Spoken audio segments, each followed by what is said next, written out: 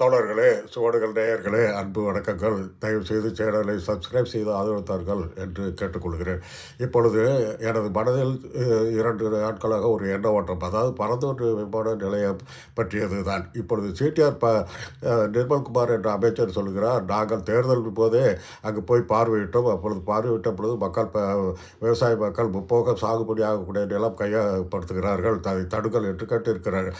அப்பொழுது விமான நிலையமா விவசாய நிலையமா என்றால் நான் அது விவசாயத்திற்கு தான் பாடுபடுவேன், விவசாயிகள் தான் உயிர் மூச்சு என்றெல்லாம் பஞ்சு டயலாக் சினிமாவை போல் பேசிவிட்டு வந்திருக்கிறார்.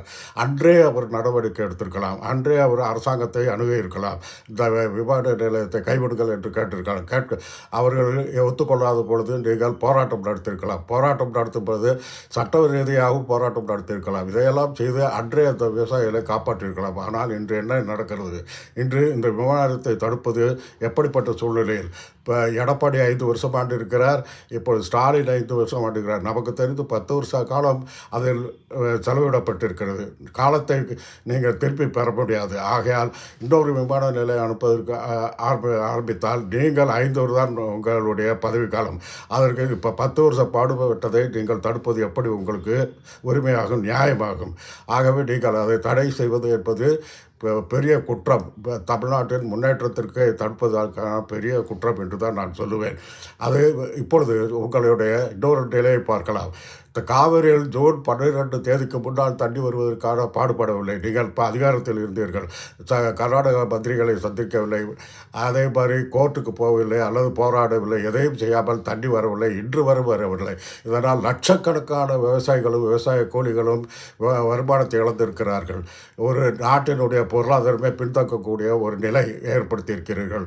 இப்படியெல்லாம் செய்துவிட்டு இப்பொழுது சில நூறு விவசாயிகள் பரந்தூரில் உள்ளவர்களுக்கு நன்மை செய்யப் போகிறேன், அதற்காக விமான நிலையம் கிடையாது என்று சொல்வது எந்த வகையில் நியாயம்? ஜெயலலிதா சேது சமுத்திர திட்டத்தை தடுத்தார், அதே மாதிரி துறைமுகம் பறக்கும் சாலையை தடுத்தார். இதெல்லாம் மக்கள் நல திட்டம், அது நலம் என்றால் அது பொருளாதார வளர்ச்சி திட்டம். அந்த பொருளாதார வளர்ச்சி திட்டங்களை எல்லாம் தடுப்பது யாராக இருந்தாலும் தவறு.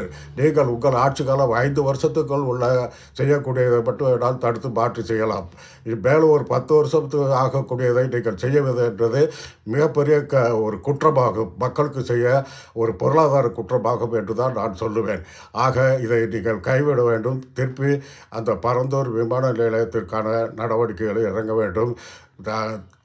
நீங்கள் இந்த இப்போ கொடுத்த வாக்குறுதிகளை கூட நிறைவேற்ற முடியாமல் நீங்கள் இப்போ ஸ்டாலின் செய்த சாதனைகளில் உங்களுடைய லேபிள்களை ஒட்டி கொண்டிருக்க